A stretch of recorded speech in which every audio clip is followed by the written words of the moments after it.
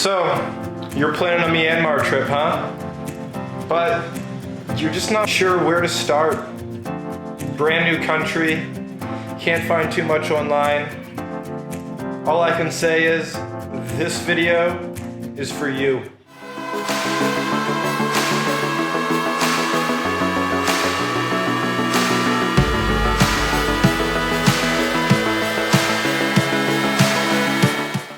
And now a quick message from our sponsors. I'm just kidding. I sponsor the video. On a side note, apologies about the chicken noises and the motorbikes and the crying kid. That's Vietnam. And back to the video. What's up guys, my name is Josh Wenner and welcome back to my channel. If you've been following my past vlogs, then you know this is a travel channel. If not, then welcome to the channel. In this video, we talk about the best itinerary and trip plan around Myanmar. Let's check it out. And starting off the trip, we begin in the beautiful city of Pa An, Myanmar. Pa An is located in the east part of the country in the rural mountains just between the plains and the mountains bordering Thailand.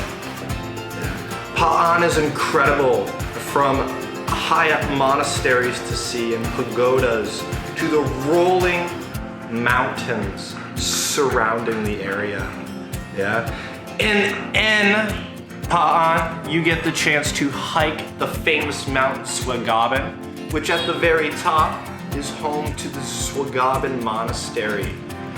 These monks live up here, and contrary to the belief, if you Google Swagaban Monastery, nowadays it's hard to spend the night up there. You used to be able to go up and the monks would offer you a place to stay. It's become increasingly hard to do so. It's still worth the hike. Incredible sunrise. Finally made it after about an hour and 20 minutes. Minglaba. It's an incredible sunset. It must be on the Pa An list. If you've checked out my last video, you've seen the top 10 things to do in Myanmar, but now we're talking about more your route to take. So check out that one if you want to see top 10 things to do. In this one, let's keep moving along. Moving from Pa An, we begin to take our journey to the west. A 2.5-hour ride on the bus, possibly 3 hours, you are gonna arrive in the town of Kyakto, home of the Golden Rock Pagoda, right? We talked about this, it's the second most important pilgrimage site in the country, and it's on the way to Yangon. It's worth a stopover, maybe not spend a whole night, but it's quite hard to do. Golden Rock closes at, I believe, 5:30 or 6 p.m., which means you have to do this in the morning or you spend your whole night up there. Quite hard to do. After the beautiful Golden Rock, hop back on the bus and we are headed 6 hours farther west to the biggest city in the country, Yangon. Yangon, a melting pot of culture. Easily, you can spend 2 to 3 nights just exploring this massive jungle city. It's not a jungle, but it's chaos. That's what it is. Amazing to see, amazing cuisine, amazing architecture, plenty of history to see as well. Worth checking out, spending a few days. While you're in Yangon, my best recommendation, the thing I miss most about Myanmar, is a Burmese barbecue. If you see BBQ anywhere in the country, check it out. Cheap, incredible food that comes on skewers, and the beer is very cheap as well. You can find this anywhere. Moving past Yangon, I recommend heading to the beach.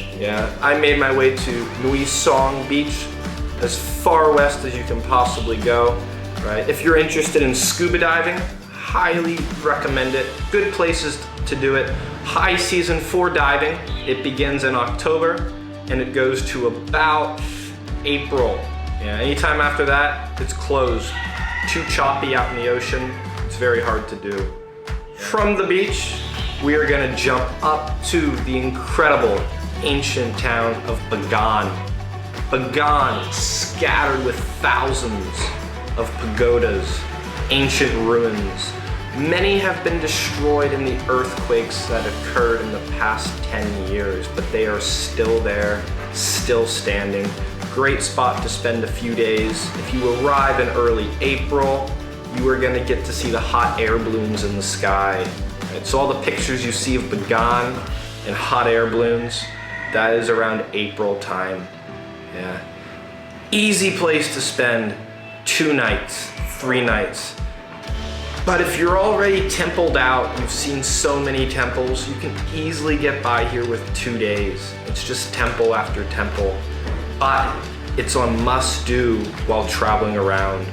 Yeah. This route I'm giving you now is the generic backpacker route. This is what most people are gonna do, right? Yangon to Bagan, to Inle Lake, to Sipa, to Mandalay is the usual trip. Leaving Bagan, we are gonna jump over to Inle Lake. Inle Lake is one of the most documented places in the country of Myanmar. It's a floating village that rests in the middle of the lake with houses on stilts. And you need small boats, longtails to be specific, to get around houses and stores. Amazing thing to do. From here, a lot of people choose to do a 2 to 3 day trek around the outer ring of the lake, camping, staying in rural towns, amazing. Or spend 2 nights in the town of Inle, and you can charter your own boat to take you around, and this is what most people come to do. Yeah, and you'll get to see all the majority of what's on the lake.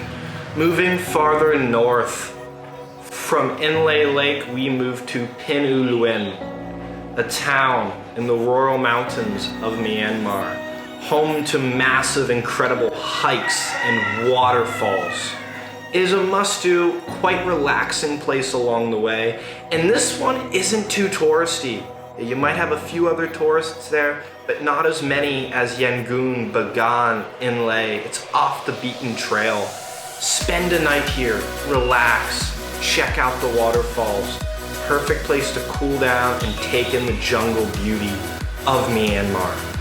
Hopping on the train from Pinuluen Station, farther north to the Shan State, Sipa, you will get off. Sipa should be on your list if you enjoy outdoor adventures. It's off the beaten itinerary path of the other travelers. Plenty of multi-day treks, spending the night in tree houses, rafting and tubing on the rivers. It's a cool little place to check out, and there are not many tourists. Ending your trip, we go from Sipa to Mandalay. It can easily be accessed by bus, or you can take the train back. I took the bus. Cheaper, overnight, more comfortable as well. Take the bus and we arrive in Mandalay. Mandalay is usually the ending point for people on their trip around Myanmar. So spend a few days here. There's Mandalay Hill with the pagoda resting on top. Incredible for sunset. Drive around, experience the food, the culture. Check out the old military base, which is still active today, and you can get a tour around the grounds. Drive to the west of Mandalay, the incredible wooden footbridge, and we get to see the white pagoda, as you've seen in my last vlog, in the picture here, and so much more in this town. It's a great way to end the trip. Most people are either now going to catch a flight out of Mandalay to carry on your journey, or charter a bus back down to Yangon and catch a plane out of there. The only real border crossing we can do here is going to be into Thailand to the east. All of this began with me. I began in Thailand, crossed over into Myanmar, which makes Pa'an very easy to get to. It's not inconvenient. Yeah, and then a plane from Myanmar to Thailand at the end of the trip. This is incredible. This itinerary, you can rework it. It's either going to go from Mandalay to Pa'an, or Pa'an to Mandalay is the usual route. each of these places along the way. I hope this helps out a lot. Any questions, feel free to comment below. I'm happy to answer back. Check out my Instagram, Tall Kid Goes Places. And any gear I've talked about and used in this vlog is in the description below. Check out that. I get a small kickback at no extra cost to you. Until next time.